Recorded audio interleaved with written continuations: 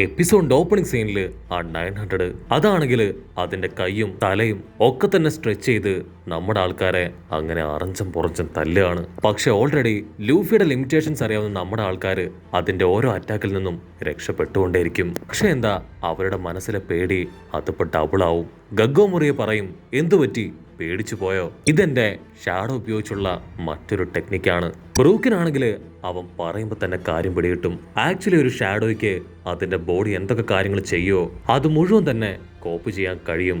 So ആ ഒരു technique ഉപയോഗിച്ചാണ് ഇവനിപ്പോ ആ 900-ന് ഇങ്ങനെ ഒരു പവർ കൊടുത്തത്. ചോപ്പറിനാണെങ്കിൽ അത് വിശ്വസിക്കാൻ കഴിയില്ല.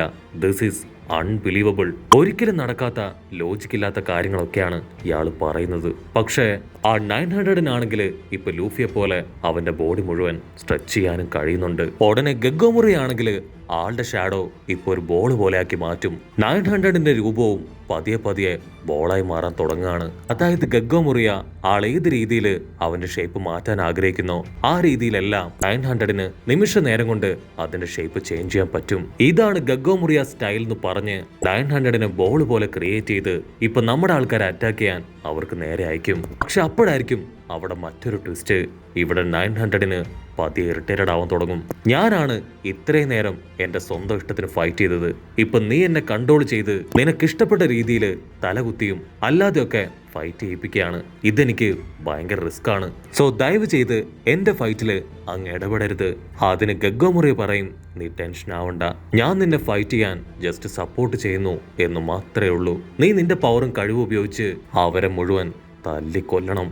പിന്നെ നമ്മുടെ ആൾക്കാരും അവനെ പ്രിവെന്റ് ചെയ്യാൻ തയ്യാറായി കഴിഞ്ഞു. നാമി പറയും, ആ ഗഗ്ഗോ മുറിയെ തീർച്ചയായിട്ടും ലൂഫിയെ മറ്റേതോ ഒരു ഭാഗത്തേക്ക് ഡൈവേർട്ട് ചെയ്ത് വിട്ടിട്ടുണ്ടാവും. അതുകൊണ്ടാണ് ഇത്രയും സമയമായിട്ട് ലൂഫിക്ക് ഇവിടേക്ക് വരാൻ കഴിയാത്തത്. നാമി ആണെങ്കിൽ ഇപ്പൊ വലിയൊരു ആശയക്കുഴപ്പത്തിലാണ്. കാരണം അവൾ രണ്ടാമത് കണ്ട ആ ഒരു വാർലോഡ്സിനെ കുറിച്ച് ഇവരോട് പറയണോ, ഇനി ഒരു പക്ഷേ ഇവരും അവനെ കണ്ടിട്ടുണ്ടാവോ എന്നൊക്കെ ചിന്തിച്ച് അവളങ്ങനെ കൺഫ്യൂസ്ഡ് ആയിട്ട് നിൽക്കും.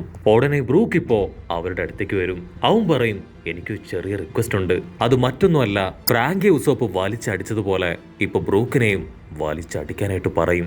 ഉടനെ ബ്രൂക്കിനെ ഉസോപ്പ് ആണെങ്കിൽ അതിന്റെ മുകളിൽ കയറ്റിയിരുത്തും.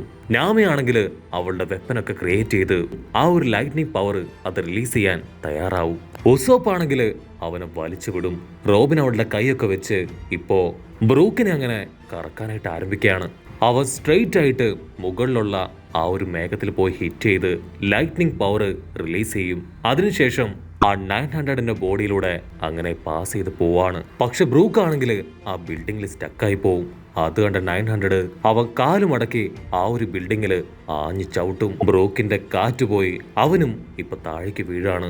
ഉസോപ്പാണെങ്കിൽ അവന്റെ വെപ്പൻ ഉപയോഗിച്ച് അറഞ്ചം പുറഞ്ചം 900-നെ അറ്റാക്ക് ചെയ്യും. വില്ലൻ ഫുൾ കലിപ്പില് അങ്ങനെ ടേൺ ചെയ്ത് അവന്റെ കൈ നീട്ടി ഉസോപ്പിനെ അറ്റാക്ക് ചെയ്യാനായിട്ട് അവന്റെ അടുത്തേക്ക് ചാടും.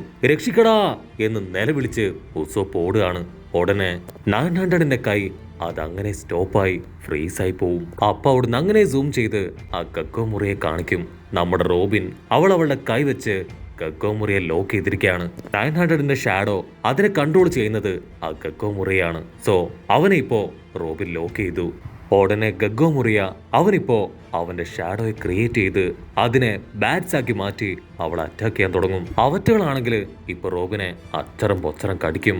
അവളെ പ്രൊട്ടക്ട് ചെയ്യാൻ സാഞ്ചി അവിടേക്ക് വന്ന് റോബിനോട് കൂടെ അവറ്റകളുമായിട്ട് ഫൈറ്റ് ചെയ്യും.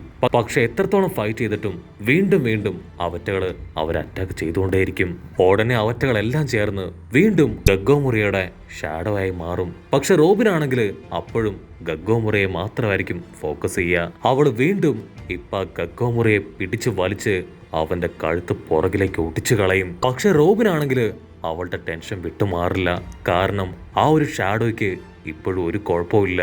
അപ്പൊ ആ ഗഗ്ഗോ മുറിയുടെ റിയൽ തല അത് ആ ഷാഡോയിലേക്ക് വന്ന് അവരെ നോക്കി ചിരിക്കാൻ തുടങ്ങും. റോബിനാണെങ്കിൽ ഇപ്പൊ ഗഗ്ഗോ മുറിയെ കണ്ട് അങ്ങനെ പേടിച്ച് നിൽക്കാണ്. ഗഗ്ഗോ മുറിയെ പറയും, എനിക്കും എന്റെ ഷാഡോയ്ക്കും പെട്ടെന്ന് തന്നെ ബോഡി സ്വിച്ച് ചെയ്യാൻ കഴിയും.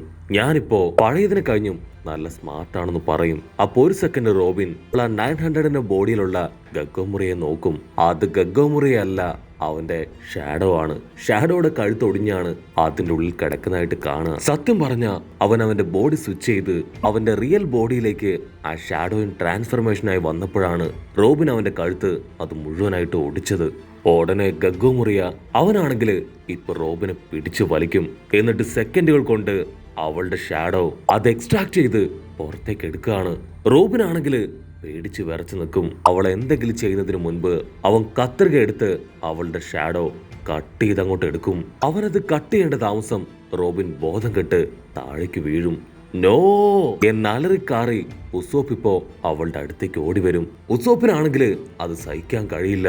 2 ദിവസത്തേക്ക് അവക്ക് ബോധം ഉണ്ടാവില്ല. പക്ഷെ ഇവിടെ ഗഗ്ഗോമുറയ്ക്കാണെങ്കിൽ റോബിന്റെ ഷാഡോ അതിപ്പോ ഇൻസേർട്ട് ചെയ്യാൻ പറ്റിയ സോംബികളാരും അവന്റെ കയ്യിലില്ല. കുഴപ്പമില്ല, ഈ സോംബി അതെനിക്കിരിക്കട്ടെ എന്ന് പറഞ്ഞ് അവനതിനെ അബ്സോർബ് ചെയ്യാൻ തുടങ്ങുമ്പോഴേക്കും സാഞ്ചി അവന്റെ ഒറ്റ കാലിൽ റൊട്ടേറ്റ് ചെയ്ത് ഇപ്പോ ആ വില്ലന്റെ തൊട്ട് മുൻപിൽ വന്ന് നിൽക്കുകയാണ്.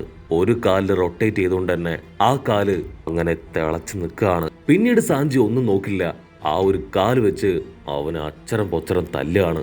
അവൻ ഗഗ്ഗോമുറിയെ തല്ലേണ്ട താമസം അവൻ വീണ്ടും അവന്റെ ബോഡി അത് സ്വിച്ച് ചെയ്യും. സോ റിയൽ ഗഗ്ഗോമുറിയ അവൻ വീണ്ടും ഇപ്പൊ 900ന്റെ വയറ്റിലേക്ക് വരികയാണ്. ഇവിടെ അവന്റെ ഷാഡോ അത് വവ്വാലുകളായി മാറി സാഞ്ചിയെ അറഞ്ചം പുറഞ്ചം കടിക്കാനായിട്ട് തുടങ്ങും. 900നാണെങ്കിൽ ഇതൊക്കെ കണ്ട് കലി കേറി വരും. യു ആർ അൺബിലീവബിൾ, എന്റെ ഫൈറ്റിനെ മുഴുവൻ നിങ്ങൾ ഡിസ്ട്രാക്ട് ചെയ്യാണ്. അതിന് വീണ്ടും ഗഗ്ഗോമുറിയ സോറി, നീ ദയവ് ചെയ്ത് എന്നെ മനസ്സിലാക്കണം. അവൾ എന്റെ കഴുത്ത് ഒടിക്കാൻ വന്നു, സോ അതുകൊണ്ടാണ് ഞാൻ സ്വിച്ച് ചെയ്തത്. അടുത്ത സെക്കൻഡ് 900 അവനിപ്പോ റോബിനെയും വെക്കും. അതിനുശേഷം ഗം ഗം പവർ എടുത്ത് കൈ അങ്ങനെ നീട്ടിക്കൊണ്ടുവന്ന് റോബിനെ അടിക്കാനായിട്ട് വരികയാണ്. അത് കണ്ട സാഞ്ചി അവൻ ഫുൾ പവറിൽ റൊട്ടേറ്റ് ചെയ്ത് തെറിച്ചു വന്ന് ഇപ്പൊ 900ന്റെ കയ്യില് ആഞ്ഞു ചവിട്ടും. ആ ഒരു ചവിട്ട് കൊണ്ട് അവന്റെ 2 കൈയും 2 ഭാഗത്തേക്ക് പോകും. ആ ഗ്യാപ്പിൽ ഉസോപ്പാണെങ്കിൽ ഇപ്പൊ റോബിന്റെ ബോഡി അവിടുന്ന് ചേഞ്ച് ചെയ്യും. അപ്പോഴായിരിക്കും മറ്റൊരു ട്വിസ്റ്റ്. ആ 900ന്റെ കയ്യില് അവിടെ കയറി നിൽക്കുകയാണ്. അവൻ ഈ 900 ആരാണ്, അവൻ എന്താണ് സംഭവിച്ചതെന്നുള്ള കാര്യങ്ങളൊക്കെ തന്നെ മനസ്സിലാക്കി കഴിഞ്ഞു. ചോപ്പർ പറയും ഇവൻ 500 വർഷങ്ങൾക്ക് മുൻപാണ് ഏകദേശം മരണപ്പെട്ടത്. ഇവന്റെ ലെഫ്റ്റ് കൈ അത് ആർട്ടിഫിഷ്യലാണ്. അതാ ഡോക്ടർ ഇവന്റെ ബോഡിയിൽ സ്റ്റിച്ച് ചെയ്ത് വെച്ചിരിക്കുകയാണ്. ഇവനിപ്പോ ഒരു സോംബിയാണ്. ഇവൻ അറ്റാക്ക് ചെയ്താ ഇവന് പെയിൻ എടുക്കില്ല എങ്കിലും ഇവന്റെ ബോഡി ഡിസ്ട്രോയ് ചെയ്യാൻ നമ്മളെ കൊണ്ട് കഴിയും. സോ നമ്മളിപ്പോ ചെയ്യേണ്ടത് ഇവൻ അറ്റാക്ക് ചെയ്യുക എന്നതാണ്. സോ ഗായ്സ്, എത്രയും പെട്ടെന്ന് ഇവന്റെ ലെഫ്റ്റ് കൈ അത് അടിച്ച് തകർക്കാൻ പറയും. ഉടനെ 900 അവ ഫുൾ കലിപ്പില് ഇപ്പൊ ചോപ്പറിനോട് ചോദിക്കും, നിനക്കെത്ര ധൈര്യം ഉണ്ടെങ്കിൽ എന്റെ ബോഡിയിൽ തന്നെ കയറിയിരുന്ന് നീ എന്നെ തന്നെ അറ്റാക്ക് ചെയ്യാൻ ശ്രമിക്കും ചോദിച്ച് അവന്റെ റൈറ്റ് ഹാൻഡ് എടുത്ത് ലെഫ്റ്റ് ഹാൻഡില് ആഞ്ഞിട്ടിക്കും. പക്ഷെ ചോപ്പർ ആണെങ്കിൽ ഇപ്പൊ സേഫ് ആയ ഒരു സ്ഥലത്തേക്ക് പോയി ഒളിച്ചിരിക്കും. എന്നിട്ട് വീണ്ടും പുറത്തേക്ക് വന്ന് അവനെ വെല്ലുവിളിക്കും. ചോപ്പർ റംബിൾ ബോള് അത് വായിലേക്ക് എടുത്തിട്ട് വീണ്ടും അവനെ അറ്റാക്ക് ചെയ്യാനായിട്ട് ഓടി അടുക്കും. അത് കണ്ട സാഞ്ചി ആണെങ്കിൽ ഇപ്പൊ ചോപ്പറിന് ഫുൾ സപ്പോർട്ട് കൊടുക്കും.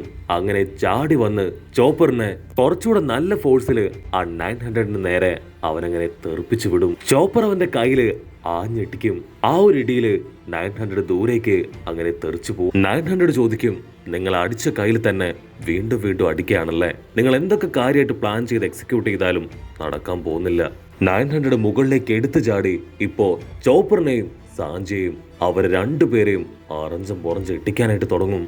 നല്ല ഫോഴ്സിൽ അടികിട്ടി ചോര തുളുമ്പി അവർ 2 പേരും താഴേക്ക് വീഴുകയാണ്. ഓൾറെഡി ഫ്രാങ്കിയും ബ്രൂക്കും റോബിന്റെ എല്ലാം കഥ കഴിഞ്ഞ് ഒരു ഭാഗത്ത് കിടക്കാണ്. ഇപ്പൊ ഇവർക്ക് 2 പേർക്കും നല്ല രീതിയിൽ അടികിട്ടി കഴിഞ്ഞു. ഇനി നമ്മൾ എന്താ ചെയ്യാന്ന് ചിന്തിച്ച് നാമിയാണെങ്കിൽ ഷോക്കായിട്ട് അവരെ തന്നെ നോക്കിയിരിക്കും. ഉടനെ ആ ഗഗ്ഗോമുറിയ അവനിപ്പോ ബാക്കിയുള്ള നമ്മുടെ ആൾക്കാരെ നോക്കി അങ്ങനെ ഹായ് ആയിട്ട് ചിരിക്കുന്നതോട് കൂടെ ഈ ഒരു എപ്പിസോഡും അവസാനിക്കുന്നു. എപ്പിസോഡ് ഇഷ്ടപ്പെടുകയാണെങ്കിൽ തീർച്ചയായിട്ടും ലൈക്ക് ചെയ്യാനും കമന്റ് ചെയ്യാനും ഷെയർ ചെയ്യാനും മറക്കല്ലേ. അടുത്തൊരു അടിപൊളി എപ്പിസോഡുമായിട്ട് കാണുന്നവരെ ഇറ്റ്സ് മീ വിത്ത് മല്ലു വെബിസോ.